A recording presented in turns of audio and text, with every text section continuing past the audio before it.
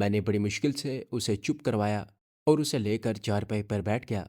उसे हौसला दिया कि मैं उसे छोड़कर कहीं नहीं जाऊंगा। छत के ऊपर कोठे में तबले बकायदा खड़क रहे थे। घुंघरू बजने की आवाज आ रही थी और कोई तवाइफ जो उस पागल औरत की माँ या बहन थी गाना गा रही थी और डांस भी कर रही थी। छत पर उसके पाँव जोर जोर से पड़ने की आवाज भी आ रही थी। मैंने उस औरत से पूछा, तुम्हारा नाम क्या है मेरी दासी? मैं उसकी जुबान में उससे बात करने की कोशिश कर रहा था। उस औरत ने हाथ जोड़ रखे थे। कहने लगी, स्वामी जी आप अपनी बालकी का नाम भी भूल गए। हाय मेरे भाग फूटे, मैं सचमुच बड़ी उबागन हूँ। स्वामी जी आपकी पत्नी का नाम सौगंधी है। फिर वो झूम झूम कर गाने लगी, हे रही मैं तो प्रेम दीवानी, मेरा दर्द न जाने कोई, कृपा कर अपना यो। हे रही मैं तो प्रेम दीवानी। मैं एक मुसीबत से निकलकर दूसरी मुसीबत में फंस गया था। अगरचे ये दूसरी मुसीबत हलाकत खेज नहीं थी और इससे मैं आसानी से छुटकारा हासिल कर सकता था, मगर अभी मैं खिड़की में से कूदकर फरार नहीं होना चाहता था, क्योंकि मुझे मालूम था कि इस सारे इलाके को पुलिस ने घेरे में ले रखा होगा। मुझे याद आ गया कि आगे रामबाग पुलिस स्टेशन भी था। मैं जानता था कि मैं जैसे ही गली में निकलकर बाजार में जाऊंगा मैं पकड़ा जाऊंगा। इसलिए मेरा कुछ देर इसी दीवानी औरत के पास रहना बहुत ज़रूरी था। मुझे ये भी डर लगा हुआ था कि ऊपर से कोई आदमी नीचे आ गया तो वो मुझे पकड़कर पुलिस के हवाले कर देगा और शोर मचा देगा। लेकिन ऊपर मुजरा बड़े अरूज पर था, इसलिए किसी के भी नीचे आने का इम्कान नहीं था। मुश्किल ये थी कि इस नीम दीवानी औरत से मुझे अपने सवाल के सही जवाब की तवक्का नहीं थी। मैं उससे पूछता कुछ था और वो कुछ और ही जवाब देती थी, या फिर हाथ बांध कर भजन गाने लगती थी। मैंने उससे पूछा, ये जो दरवाज़ा है ये बाहर कहाँ खुलता है? एकदम से जैसे वो अपनी अकल में वापस आ गई। कहने लगी, बाहर गली में खुलता है स्वामी जी। मैंने जल्दी से पूछा, दरवाज़ा बाहर से किसने बंद किया है? वो कौन आकर खोलता है? उसी होशमंदी के मूड में उसने जवाब दिया, मेरी बड़ी दीदी आधी रात के बाद जब मुजरा ख़त्म हो जाता है तो आकर खोलती है, मुझे दूध और पेड़े खिलाती है, फिर चली जाती है। उस वक्त वो होशमंदी के मूड में थी। मैं जल्दी जल्दी उससे अपने मतलब की मालूमात हासिल कर लेना चाहता था। मैंने पूछा, ऊपर और कौन कौन रहता है?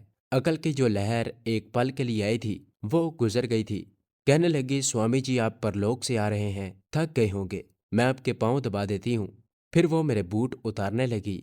मैंने पाँव पीछे कर लिए। वो चारपाई से उठकर नीचे फर्श पर पाँव के बल बैठ गई। फिर उसने मेरे कपड़े उतारने की कोशिश करते हुए कहा, लाइए मैं आपके शरीर को पुरस्कून कर देती हूँ। मैं जल्दी से पीछे हट गया। नहीं नहीं, ऐसा मत करना खबरदार। उसने अपने हाथ पीछे कर लिए और बोली, अच्छा तो फिर अपने कपड़े उतार देती हूँ। मैंने जल्दी से उसके हाथ पकड़ लिए और डांट कर कहा, खबरदार, हम तुम्हें हुक्म देते हैं कि यहाँ चारपाई पर बैठी रहो, नहीं तो हम वापस चले जाएंगे। वो रोने लगी, दोनों हाथ जोड़कर बोली, भगवान के लिए मुझे छोड़कर न जाना। मेरे स्वामी, मेरे नाथ, आप जैसा कहोगे मैं वैसे ही करूंगी। मैं अपनी साड़ी नहीं उतारती। और वो वहीं फर्श पर चौंकड़ी मारकर बैठ गई और आंखें बंद करके जूमने और धीमी आवाज में भजन गाने लगी। ऊपर मुजरा अरूज पर था और तबले की थाप और घुंघरुओं की कुटी कुटी आवाज आ रही थी। सिर्फ नाचने वाली के कदमों की थाप सुनाई दे रही थी। मैं सोचने लगा कि कहाँ मैं रेलगाड़ी में बैठकर भोपाल की तरफ जा रहा था और कहाँ इस जगह आकर फंस गया। वक्ती तौर पर उस पागल औरत के पास आकर मैं पुलिस से जरूर बच गया था, मगर अभी खतरे की तलवार मेरे सर पर लटक रही थी। पुलिस उस तवाइफ के मकान पर आकर उसकी तलाशी भी ले सकती थी और वो नीचे पागल औरत के कमरे में भी देखने आ सकती थी कि कहीं पाकिस्तानी जासूस वहां तो नहीं छुपा हुआ। हरदा स्टेशन का थर्ड क्लास का रेलवे टिकट और भारतीय करेंसी नोट मैंने मज़ार से चलते वक्त ही अपनी जुराबों में छुपा लिए थे। मेरी जेब में सिर्फ एक आम सा चाकू, पासपोर्ट और 15 रुपए थे। रेल के टिकट की मियाद 6-7 दिनों तक होती थी और मैं दूसरे तीसरे रोज़ ही रेल पकड़ सकता था, मगर इतने रोज़ मैं वहाँ ठहर नहीं सकता था। आधी रात के बाद उस पागल औरत की बड़ी बहन जो ऊपर मुजरा कर रही थी, मुजरा ख़त्म करके नीचे आने वाली थी। वो मुझे देखकर जरूर शोर मचाएगी। उसके साथ एक आध आदमी भी हो सकता था। आधी रात के बाद मेरा पकड़ा जाना यकीनी था। मुझे आधी रात से पहले पहले वहां से फरार हो जाना था। फरार होने का रास्ता एक ही था, कमरे की खिड़की खोलकर मैं बाहर छलांग लगाऊंगा और गली में से निकल जाऊंगा। मुझे सिर्फ इस बात का इंतजार था कि जरा रात गहरी हो जाए, मगर यह तवाइफों का बाजार था। उसकी रौनक रात गए तक कायम रहती थी। मैंने सोच लिया था कि मैं यहाँ से वापस रेलवे स्टेशन पर नहीं जाऊँगा। रेलवे स्टेशन पर जाना अपने आप को मौत के मुंह में डालने के बराबर था। वहां तो पुलिस मुझसे पहले पहुंच चुकी होगी। मैं जीटी रोड पर आकर उसके साथ साथ खेतों में चलता जालिंदर की तरफ जाना चाहता था। रातों रात जिस कदर आगे निकल सकता था निकल जाना चाहता था। सुबह अगर रास्ते में कोई बड़ा स्टेशन आ गया तो वहां से ट्रेन में बैठकर अमृतसर शहर से दूर जाना चाहता था। यही मेरा प्रोग्राम था। अब मैं इस इंतजार में था कि रात कुछ और गुजर जाए। ऊपर मुजरे की आवाज रुक गई थी। मैं 8:45 मज़ार से चला था। उस वक्त मेरे अंदाजे के मुताबिक रात के 10 सवा 10 बजे का वक्त था। मुजरा रुक गया था। आदमियों के ऊंची आवाज में बोलने की हल्की हल्की आवाजें आ रही थी। मेरी बाल की दीवानी औरत मेरे सामने इस तरह फर्श पर बैठी थी कि उसके हाथ बंधे थे और आंखें बंद थी। वो जुम जुम कर कोई श्लोक पढ़ रही थी जो मेरी समझ में बिल्कुल नहीं आ रहा था। मैं ये देखना चाहता था कि गली में कोई है या नहीं। एकदम से वो औरत उछल कर उठी और पीछे से आकर मुझसे लिपट गई और मेरी मिन्नतें करने लगी। स्वामी जी, मेरे नाथ, मुझे छोड़ कर ना जाना, मुझे छोड़ कर ना जाना। मैं सोच में पड़ गया कि जब मैं यहाँ से फरार होने लगूंगा तो ये औरत मुझे खिड़की से बाहर छलांग लगाते देखकर शोर मचा देगी। ये एक बहुत बड़ा खतरा था।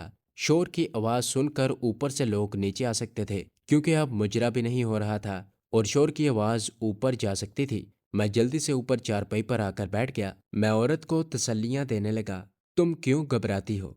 मैं कहीं छोड़कर तुम्हें नहीं जाऊंगा। तुम तो मेरी बालकी हो, मेरी पत्नी हो। औरत ये सुनकर जैसे निहाल हो गई और मेरे घुटनों पर सर रख कर बोली, मेरे गर्दन गोपाल, मेरे स्वामी, मेरे नाथ। इतना मुझे मालूम था कि ये औरत मुझे खिड़की से कूदता देखकर सिर्फ अपने अंदाज में शोर ही मचा सकती थी। मेरे पीछे नहीं आ सकती थी क्योंकि उसके पाँव में जंजीर बंधी हुई थी। वो सिर्फ खिड़की तक ही जा सकती थी। मैं कुछ वक्त और वहां गुजारना चाहता था ताकि रात जरा ज्यादा गुजर जाए। ऊपर छत पर एक बार फिर तबले खड़कने, घुंघरू बजने लगे। ऊपर छत पर एक बार फिर तबले खड़कने और घुंघरू बजने की आवाज आई। मुजरा फिर शुरू हो गया था। मुझे इस मुजरे के दौरान ही वहां से भागना था। मुजरे के शोर में ऊपर वाले उस औरत के शोर मचाने की आवाज नहीं सुन सकते थे और गली बिल्कुल खाली थी। गली में किसी मकान का दरवाजा नहीं था। ये एक ऐसी गली थी जिसमें सारे मकानों के पिछवाड़े लगते थे। जब मेरे अंदाजे के मुताबिक रात इतनी गुजर गई कि मुझे वहां से निकल जाना चाहिए था। तो ये थी हमारी आज की एपिसोड। उम्मीद करता हूँ कि आपको ये कहानी अच्छी लगी होगी।